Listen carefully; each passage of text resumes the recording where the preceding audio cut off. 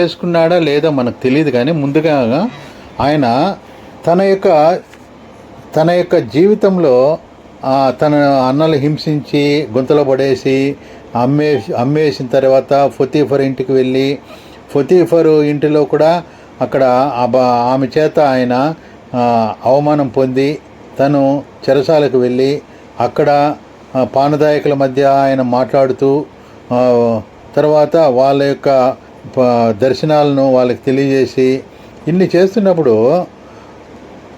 దేవుడు ఇతను ముందుగా ఎన్నుకొని ఉంటే అతను గుంతులో పడిపోకముందే కాపాడేవాడేమో. ఎన్నుకున్నాడు కాబట్టి అతడు మౌనంగా ఉన్నాడా, లేదా మౌనంగా ఉన్నాడు కాబట్టి దేవుడు ఎన్నుకున్నాడా? ఎందుకంటే మన ప్రవర్తన బట్టి దేవుడు యొక్క ఎన్నిక ఉంటుంది. ఇప్పుడు అబ్రాము నోవాహును ఆ తరంలో చూసి నిందారహితముగా ఆయన ఒక్కడే కనపడ్డాడంట.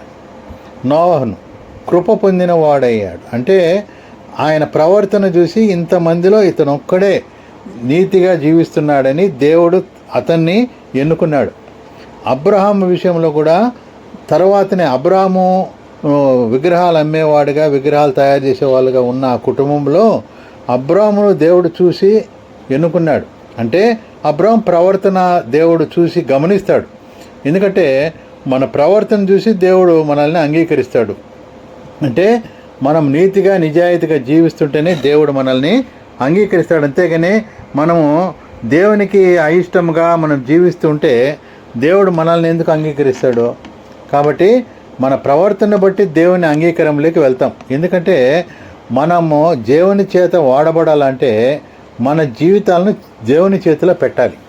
మనం దేవుని చేతిలో వాడబడాలంటే మన జీవితాలు దేవుని చేతిలో పెడితే ఆయన వాడుకుంటాడు. ఇప్పుడు అసాధారణ God uses ordinary people to do the extra ordinary.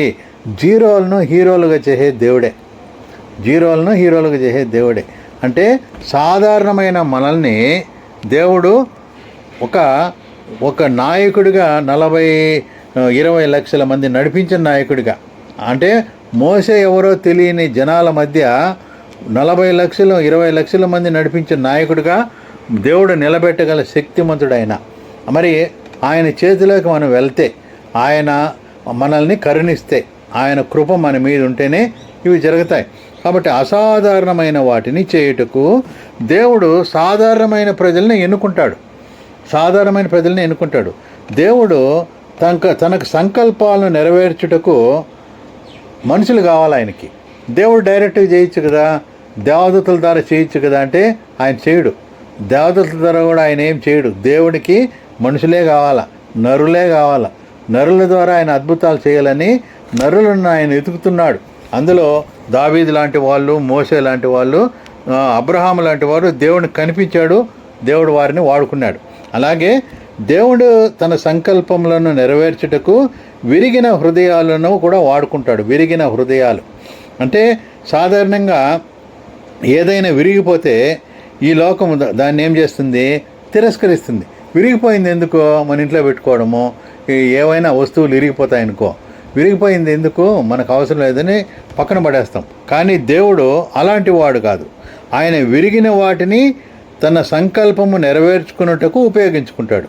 విరిగిన అంటే ఏదైనా కావచ్చు. మనిషిలో విరిగిన మనుషులు అంటే ఎప్పుడు చింతిస్తా, బాధపడుతూ, దుఃఖపడుతూ ఉంటే ఏంది వాడు ఎప్పుడు అలాగ ఉంటాడని వాడిని పక్కన పెట్టేస్తారు. అంత ఎవరు మాట్లాడరు. మీరు కూడా కావాలంటే చూడు, ఏడుస్తూ ఉంటే ఎవరన్నా పట్టించుకుంటారా? వాడు ఇరిగిన మనసుతో, విరిగిన హృదయంతో వాడు బాధపడుతూ ఉంటే వాడి వద్దకు పోయేదానికి మనం ఇష్టపడం. ఎందుకంటే మనకు అటువంటి వాళ్ళని చూడాలంటే కూడా ఇష్టం పుట్టదు. దేవుడు విరిగిన వాటిని తన సంకల్పం నెరవేర్చుకున్నట్టుకు ఉపయోగించుకుంటాడంట. అది కీర్తన 51లో చూస్తే అక్కడ దావీదు తన పాపమును పరిస్థితులను బట్టి విరగొట్టబడ్డాడు. దావీదు విరగొట్టబడుట అనేది మనసుకు శరీరానికి సంబంధించిందే. అంటే ఆయన పాపములో పడిపోయిన తర్వాత, నాతాను చెప్పిన తర్వాత ఆయన విరగొట్టబడ్డాడు. హృదయం కూడా విరగొట్టబడింది, మనసు కూడా విరిగిపోయింది. మరియు అటువంటి పరిస్థితిలో ఎవరికి దావీదు కావాలా? ఎవరికి అవసరం లే. ఎవరికి అవసరంలే.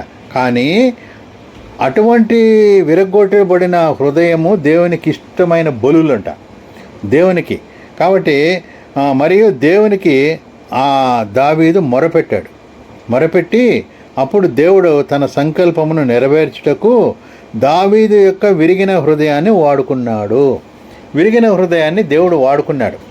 అంటే ఇప్పుడు ఎవరైనా లవ్ ఫెయిల్యూర్ ఉంటారనుకోండి, వాళ్ళకు విరిగిన హృదయమే మనకు లోకానుసారంగా మనసు విరిగిపోయింది, వాని హృదయం కూడా పగిలిపోయింది అనే పదాలు వాడతాం. వాడిని ఏమంటారు ఇంట్లో వాళ్ళు కూడా, వాడేందో లవ్ ఫెయిల్యూర్ వాడంతేలే అని వదిలేస్తాం. మరి ఇట్లా లవ్ ఫెయిల్యూర్ లాంటి పరిస్థితిలో ఉంటే లోకమైతే పట్టించుకొని వదిలేస్తుంది. వాడిని ఏదో ఆసుపత్రిలో పడేసి వాడిని ట్రీట్మెంట్ ఇస్తారు, ఏదో చేస్తారు. కాకపోతే దేవుడు విరిగి నలిగిన హృదయం గల వారిని దేవుడు తన సంకల్పం నెరవేర్చుకుంటూ వాడుకుంటాడంట. ఎందుకు ఆ విరిగిన హృదయం దేవునికి ఎందుకు ఉపయోగపడుతుంది అంటే, విరిగిన హృదయంతో దేవుడు ఏం చేస్తాడు అంటే, దావీదు తన యొక్క విరిగిన హృదయంతో దేవుని యొద్దకు వచ్చెను. ఎందుకంటే విరిగిన హృదయం అంటే పాపములను బట్టి పశ్చాత్తాపడి, అదండి. ఎందుకు విరిగిన పడాలా మనము? నీ పాపాల గురించి పశ్చాత్తాపడాలా. అంతేగాని నువ్వు పాపాల గురించి పశ్చాత్తాపడకుండా దేవునికి కూడా అవసరం లే. పాపముల గురించి పశ్చాత్తాపడే విరిగిన హృదయం దేవునికి కావాలా. వాటి నుండి పాపములు ఇంకా చేయకూడదు అనేటట్లుగా పాపాన్ని అసహించుకునేటట్లుగా నువ్వు ఉంటే అటువంటి హృదయము దేవునికి కావాలా. అప్పుడు దేవుడు అద్భుత కార్యాలను చేయడానికి అటువంటి వ్యక్తి దేవునికి కావాలా. 51:7 కీర్తనలు చదివితే 51వ అధ్యాయము 7వ వచనంలో దావీదు శోపుతో నా పాపము పరిహరింపుము, హిమము కంటెను నేను తెల్లగా నుండునట్లు నీవు నన్ను కడుగుము. 7వ వచనం. 7 అయ్యగారు. దేవా విరిగి నలిగిన, అదొకటే ఉంది, చెప్తాలే నేను. దేవా విరిగి నలిగిన హృదయమును నీవు అలక్ష్యము చేయవు. అలక్ష్యం అంటే నెగ్లెక్ట్. ఏది నిర్లక్ష్యం అంటే నెగ్లెక్ట్ చేయడం అంటే దేవుడు. విరిగిన నలిగిన హృదయం, విరిగి నలిగి ఎప్పుడు ఉంటుంది? ఎప్పుడైనా విరిగి నలిగిన హృదయంతో మన కన్నీళ్ళు వస్తాయి, హృదయంలో నుంచి బాధ వస్తుంది. అప్పుడు చచ్చిపోదామైనా అని అనిపిస్తుంది, ఈ జీవితం మీద విరక్తి పుడుతుంది. అటువంటి దావీదు కూడా అలా కలిగింది. ఎంత తప్పు చేశాను నేను అని విరిగిపోయి నలిగిపోయి ఆయన ఎంత ఏడ్చాడో మనకైతే తెలియదు. కానీ అటువంటి పరిస్థితిలో ఉన్న దావీదు హృదయాన్ని దేవుడు అలక్ష్యం చేయడంట. ఎంత జాలిగల అర్థం చేసుకొనగల దేవుని మనం కలిగి ఉన్నాం. ఇటువంటి దేవుణ్ణి మనం కలిగి ఉన్నామంటే ఎంత గొప్ప విషయం కదా. ఈరోజు దేవుళ్ళకి ఎట్లా అంటే వాళ్ళు కావాలంటే యుద్ధాలు చేసేవాళ్ళు గర్వంగా బాడీలు పెట్టుకొని నన్ను మించినోడు లేదు అనే వాళ్ళకు దేవునికి అవసరం లేదు కదా. అన్యులంతా అలాంటి వాళ్ళని కోరుకుంటారేమో. కానీ బైబిల్లో మనకు యేసు ప్రభు ఎలాంటి విరిగి నలిగిన హృదయం నాకు కావాలంటాడు. కాబట్టి దావీదు హృదయాన్ని దేవుడు కోరుకున్నాడు. ఎందుకంటే విరిగిన నలిగిన హృదయము ఆయనకిష్టమైన బలి. నువ్వు ఎంత బలైనా ఇచ్చుకో, అవన్నీ ఏమి అంతకి ఇష్టం లేదు. కానీ విరిగి నలిగిన హృదయమే దేవునికి ఇష్టమైన బలి కదా, ఇష్టమైన బలి అంట. మరి అటువంటి దావీదు పాపమును వ్యభిచారం చేశాడు. పాపం చేయడానికి వ్యభిచారముతో హత్యను కూడా చేస్తున్నాడు. అంటే దావీదు లెక్కలో అతిక్రమము, దోషము, పాపము మూడు ఉన్నాయి. అతిక్రమం చేశాడు, దోషం చేశాడు, పాపం చేశాడు. ఇవన్నీ చేసిన దావీదు విరిగి నలిగిన నాతాను చెప్పగానే విరిగి నలిగిన హృదయంతో ఉన్న ఆ యొక్క దావీదు నెక్స్ట్ అదే ఇంపార్టెంట్. విరిగి నలిగిన హృదయంతో ఉంటే నువ్వు పోయి ఉరితాడేసుకొని చచ్చిపోవాలనుకుంటున్నావా? పోయి ట్రైన్ కింద తలబెట్టి చచ్చిపోవాలనుకుంటున్నావా? లేదా నీళ్ళలో దూకి చచ్చిపోవాలనుకుంటున్నావా? దేవుని వద్దకు రావాలనుకుంటున్నావా? ఇది చాలా ముఖ్యం. ప్రపంచంలో ఈ సిచ్యుయేషన్లోనే సాతాను ఏం చేస్తాడంటే వాడు ఊరి దగ్గరికి పంపిస్తాడు. లేదా ఊరేసుకో ఫ్యాన్కు ఉంది ఊరేసుకో అని చెప్తాడు. లేదా ఏడాది నీళ్ళలో దూకి చచ్చిపో అంటాడు, లేదా ట్రైన్ కింద చచ్చిపో అంటాడు. ఆత్మహత్యలన్నిటికీ కారణము సాతానే. వాడు ప్రేరేపిస్తాడు. పాపం చేసేంత వరకు దగ్గరుంటాడు, పాపం చేసిన తర్వాత వదిలేస్తాడు. నీ దారిన నువ్వే. అంతే. యూదాలోకి సాతాను ప్రవేశించును అని ఉంటుంది వాక్యం. ప్రవేశించి ఏం చేశాడు? యేసుప్రభును డబ్బులు రూకలకు అమ్మేశాడు, వెండి నాణాలకు అమ్మేశాడు. అమ్మేసి యేసుప్రభును భటులు వచ్చి పట్టుకొని వెళ్తుంటే యూదాను వచ్చి సాతాను వచ్చి ఆదరించిందా? ఆదరించలా, వదిలేసింది. యూదాకంగా ఏమి చేయాలో పాలుపోక ఇంకా తట్టుకోలేక బాధను, యేసుప్రభును నిరపరాధి రక్తమును అప్పగించి తినే బాధతో తట్టుకోలేక పోయి ఉరి వేసుకొనేను అంటాడు. అంటే ఉరి వేసుకునే పరిస్థితి సాధారణ తప్పించవచ్చు కదా, వాడు తప్పించడు. నువ్వు ఉరేసుకునేదానికే వాడు ఇంత ప్లాన్ చేసిండేది. అంటే నువ్వు తప్పు చేయాలా, చచ్చిపోవాలా, దేవుని దగ్గరికి మాత్రం పోకూడదు అనేటట్లుగా ఆత్మహత్యలు ప్రేరేపించి అన్నీ చేసేది, పాపాన్ని ప్రేరేపించే ఇచ్చేదంతా సాతాను చీకటి క్రియలు. కాబట్టి నెక్స్ట్ దావీదు ఇక్కడ ఏడుస్తూ తన యొక్క పరుపు తేల చేసింది అనే వాక్యం ఉంటుంది. ఏడుస్తూ అలాగే ఉండిపోయాడా? ఇప్పుడే చాలామంది ఏడుస్తూ ఇలాగే బతికేస్తారండి. ఇప్పుడు కానీ దేవుని దగ్గరికి వస్తే దేవుడు నిన్ను వండర్ఫుల్గా లేపేస్తాడు, పైకి ఎత్తేస్తాడు, ఉన్నతంగా నిన్ను దీవిస్తాడు. ఎందుకంటే ఆ హృదయం కావాలా దేవునికి, విరిగి నలిగిన హృదయము కావాలా. అది ఆ సిచ్యుయేషన్లో. అందుకే కన్నీటి ప్రార్థనకు కూడా చాలా విలువైంది జవాబు వస్తే ప్రార్థన. విరిగిన నలిగిన హృదయం ఇంకా పవర్ఫుల్. ఆ హృదయంతో దేవుని వద్దకు రావాలని దేవుడు కోరుకుంటున్నాడు. అట్టి వారిలో దేవునికి ఇష్టమైన బలి అంట. కాబట్టి దావీదు ఆ హృదయంతో దేవుని వద్దకు వచ్చి మొరపెట్టేశాడని వాక్యము చెప్తుంది. దేవుని వాక్కు అతని యొద్దకు వచ్చినప్పుడు అతడు పశ్చాత్తాపడి, అదండి వాక్కు, ఎప్పుడైతే వాక్యం విన్నాడో దావీదు పశ్చాత్తాపడి వాటి నుండి వైదొలిగను, ఇంక నేనేమి ఈ పాపం చేయకూడదు అని వైదొలిగినాడు. దేవుని యొక్క కృప కొరకు వెదికాడు. ఆ వెదికే వాళ్ళల్లో నువ్వు నేను ఉన్నాం కాబట్టి ఈరోజు గ్రూపులో వచ్చి వాక్యం వింటాను. వెదకని వాళ్ళంతా బజారుల్లో ఊరేసుకొని చచ్చిపోయినారు, లేదా పిచ్చి పట్టిపోయినారు, లేదా దేవుణ్ణే వదిలిపోయి, లేదా వాళ్ళ జీవితాల్లో వాళ్ళు నాశనానికి వెళ్ళిపోయినారు వాళ్ళు. ఎందుకంటే అటువంటి టైంలోనే దేవుని కృప కొరకు వెదకాలి. దేవుడు తన మహాకృపను బట్టి అతన్ని క్షమించి, చూడండి, కృపగల దేవుడు ఏం చేస్తాడు? క్షమిస్తాడు. ఫస్ట్ అది దేవుని వద్దకు వస్తే క్షమిస్తాడు. నూతన జీవితమును మరియు శక్తిని అతనికి అనుగ్రహించును. నూతన జీవితం మరియు శక్తిని అనుగ్రహించును. ఇదే పరిస్థితిలో అన్ని దేవతల దగ్గరికి పోతే ఎంత ఖర్చు పెట్టాలా? ఛార్జీలు పెట్టుకొని వాళ్ళు ఆడుండారో ఎత్తుక్కోవాలా, పైకెక్కాలా, పైకెక్కి ఆడ ఏదో అర్పించి, తలనీళ్ళలో అర్పించి ఏదో చేయాలి. ఇంత ఖర్చే లేదండి. రక్షణ ఉచితం, ఫ్రీ.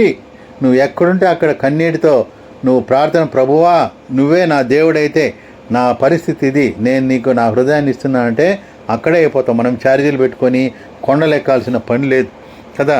ఇంత దేవుడు మనకు అవైలబుల్గా ఉన్న దేవుని విడిచిపెట్టి ఎక్కడెక్కడో తిరుగుతున్నారు. కాబట్టి సత్యము బహుదూరంగాను లోతుగా ఉందంట.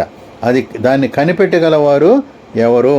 మరి దావీదైతే కనిపెట్టి దేవుని కృప కొరకు వెదికి దేవుని కృపను బట్టి అతన్ని క్షమించాడు. దేవుడు నూతన జీవితాన్ని ఇచ్చాడు, మరి శక్తిని అతనికి అనుగ్రహించును. ఆ తర్వాత ఎప్పుడు దావీదు పాపమే చేయలేదంట. బైబిల్లో క్లియర్గా ఉంది.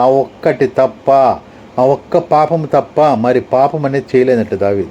చూడండి, దావీదులో అంత మార్పు వచ్చేసింది. దావీదు యొక్క విరిగిన హృదయంను ప్రభువు తీసుకొని దానిని ఏం చేశాడు? విరిగిన హృదయాన్ని దేవుడు ఏం చేశాడు? మరమ్మతు చేసి తన సంకల్పాన్ని నెరవేర్చుటకు దానిని సిద్ధపరచెను. ఆ హృదయాన్ని సిద్ధపరిచాడు. మళ్ళీ ఆయన రిపేర్ చేశాడు, సిద్ధపరిచాడు. ఎంత ఆశీర్వాదం అండి! మనము ఈ సత్యమును తెలుసుకొని మన పాత జీవితమును మరియు విరిగిన హృదయమును ఆయనకి ఇచ్చినట్లయితే, పాత జీవితాన్ని, విరిగిన హృదయాన్ని ఆయనకి ఇచ్చినట్లయితే ఎంత గొప్ప ఆశ్చర్యకారం మన జీవితంలో చూడగలము. ఈరోజు పెద్ద పెద్ద పాస్టర్లుగా సాక్ష్యాలు చెప్పే వాళ్ళంతా వాళ్ళ బ్యాక్గ్రౌండ్ వింటే ఎంత భయంకరమైన పరిస్థితుల నుంచి వాళ్ళు దేవుని నమ్ముకొని ఉంటారంటే, అంతా సూసైడ్ చేసుకుందామనే పరిస్థితుల నుంచి దేవుడు వాళ్ళని కాపాడుంటాడు. అందుకే వాళ్ళు దేవుడు విడిచిపెట్టరు వాళ్ళు. ఎందుకంటే ఆ పరిస్థితుల్లోంచి వచ్చినారు కాబట్టి వాళ్ళకి విలువ తెలుసు దేవుడు ఎంత గొప్పవాడు అని. కాబట్టి దేవునికి సరైన అర్పణ అర్పించుట యొక్క రహస్యమును దావీదు ఎరుగున్నాడు. దేవునికి సరైన అర్పణ ఏది? అర్పణ ఏడాది పొట్టేళ్ళనా అంటే కాదు. దేవునికి సరైన అర్పణ ఏదో దేవునికి ఇష్టమైన బలి. దావీదు ఎరిగినాడు, ఆ రహస్యం తెలిసిపోయింది. అది తన చేతి నుంచో జోబు నుంచో ఇచ్చింది కాదు, తన హృదయం నుండి ఇచ్చినట్టుది అని దావీదు ఎరిగినాడు. తన హృదయం నుండి ఇచ్చినది. ధనము ఇచ్చినా, త్యాగాలు చేసినా, సేవ చేసినా అది చాలు అని మనం కొన్నిసార్లు ఆలోచిస్తున్నాం. చాలాసార్లు మనం ఏమనుకుంటామంటే డబ్బు ఇస్తే సరిపోతుందిలే దేవునికి, లేదా అన్నదానము వస్త్రదానం చేస్తే సరిపోతుందిలే, లేదా సేవ చేస్తే సరిపోతుందిలే అనుకుంటాం. కానీ దేవునికి ధనము, త్యాగము, సేవ అవసరం లేదు. కానీ మన హృదయము ఎలాగున్నదో అలాగే కావాలి. నీవు ఎలాగున్నావో అలాగే దేవునికి కావాలా. ఆ ఒక పాట ఉంది కీర్తనలో. ఏ పాట అంటే నేను ఎలాగున్నానో అలాగే నీ వద్దకు వస్తాను ప్రభా అని. మంచి పాట అది, చాలా చక్కని పాట. ఓకే, ఆ పాట గుర్తు చేసుకోండి. అదే నేను ఎలాగున్నానో అలాగే నీ వద్దకు వస్తాను నేను. కాబట్టి మనం ఎలాగున్నామో అలాగే దేవునికి కావాలండి. అలాగే యాజ్ ఇట్ ఈస్ విరిగి నలిగిన హృదయమును దేవుడు నిశ్చయముగా అంగీకరిస్తాడని దావీదుకు తెలుసండి. ఈ హృదయంతో నేను దేవుని వద్దకు పోతే దేవుడు తప్పకుండా అంగీకరిస్తాడని దావీదుకు తెలుసు. అది చూడండి, తెలుసుకోవడమే గొప్ప విషయం. తెలియకుండా చచ్చిపోయిన వాళ్ళు ఎంతోమంది ఉన్నారు. వాళ్ళకి పోయి ఈ మాటలు చెప్తే, అయ్యో మేము అనవసరంగా చచ్చిపోయామే, మాకు తెలిసింటే మేము దేవుని నమ్ముకునే వాళ్ళం, దేవుని దగ్గరికి వచ్చేవాళ్ళం కదా అని. అందుకే సువార్త చెప్పాలనేది. విరిగి నలిగిన వారికి ప్రయాసపడి భారము మోసుకొనుచున్న సమస్త జనులారా అంటే ఇదే భారం. ఏ భారమైనా సరే ఆయన నీ భారాన్ని తీసివేసి నిన్ను ఫ్రీ చేసేస్తాడు, స్వతంత్రం చేశాడు. కాబట్టి దేవా, విరిగి నలిగిన హృదయముని నీవు అలక్ష్యము చేయవు కదా. విరిగి నలిగిన హృదయాన్ని దేవుడు అలక్ష్యం చేయడు. అటువంటి దేవుణ్ణి మనము కలిగినామంటే ఎంత గొప్ప విషయము. ఆయన మన హృదయాన్ని, విరిగి నలిగిన హృదయాన్ని దేవుడు ఏం చేస్తాడు? రిపేర్ చేస్తాడు, తన సేవలో వాడుకుంటాడు. మనం ఎటువంటి పరిస్థితులు గుండా వెళుచున్నప్పటికీ అది ప్రభు అయిన యేసుకు తెలుసు. ఆయన కోరుకునేది కేవలము మన విరిగిన హృదయాలు, జీవితాలు మాత్రమే. విరిగిన పరిస్థితులు అన్నవి పాపం వల్ల కావచ్చు, పరిస్థితుల వల్ల కావచ్చు, లేదా చుట్టుపక్కల ప్రజల వల్ల కావచ్చు. కానీ యేసు ప్రభు నిశ్చయముగా వాటిని బాగు చేయును, మరమ్మతు చేసి తన సంకల్పమును నెరవేర్చుటకు సిద్ధపరుస్తాడు కదా. ఆయనకే సమస్తం మహిమ కలుగును గాక. ఎందుకంటే ఆయన మరమ్మతు చేసే దేవుడు, రిపేర్ చేసేవాడు. నీ జీవితం పాడైపోయిందా? రిపేర్ చేస్తాడు. నీ యొక్క హృదయం పాడైపోయిందా? రిపేర్ చేస్తాడు. పోనీ నీ మనసు పాడైపోయిందా? రిపేర్ చేస్తాడు. నూతన సృష్టి, పాతవి గతించను నూతనంగా చేస్తాడు. నూతనంగా చేయడం ఎంత గొప్ప విషయం కదా. మనం కూడా పాత సామాన్లు ఇస్తాం, కొత్తవి చేయమంటే కొత్తవి కానీ చేస్తే ఎంత సంతోషం. కొత్తవి అయిపోయినాయని మనం వాటిని దగ్గర తెచ్చుకుంటాం కదా. అంటే పాతవి కొత్తవి అయితే ఎంత బాగుంటుంది. మనం కూడా అంతే, పాత జీవితాన్ని దేవునికి ఇస్తే కొత్త జీవితాన్ని నీకు ఇస్తాడు. కొత్తవి ఎంత ఆనందం కదా. పాతది ఇస్తే కొత్తది దొరికితే ఎంత సంతోషం. ఇప్పుడు కూడా బయట సామాన్లంతా మీ పాత సామాన్లు ఇస్తే కొత్తవి అమ్ముతామంటారు. మనము వాటిని ఎతికి అన్నీ ఎత్తుకొని పోయి ఇస్తాం, ఎందుకంటే కొత్తవి ఇంట్లోకి రావాలని. మరి జీవితం కూడా కొత్తదిగా మారిస్తే ఎంత బాగుంటుంది. అటువంటి గొప్ప దేవుడు మనకున్నాడు. నీ మనసు పాడైపోయినా, నీ యొక్క హృదయం పాడైపోయినా, నీ జీవితమే పాడైపోయినా ఆయనకిస్తే మరమ్మతు చేసి బాగు చేసి నూతనంగా నీకు ఇస్తాడు. అటువంటి గొప్ప దేవుడు మనం కలిగి ఉన్నాం. కాబట్టి ఆ దేవుని చేతిలో మన జీవితాలు పెట్టి ఆయన కృప ద్వారా మన జీవితాలను సరిచేసుకుందాం, సరిదిద్దుకుందాం. అట్టి కృపాధన్యత దేవుడు మన అందరికీ అనుగ్రహించును గాక. ఆమేన్.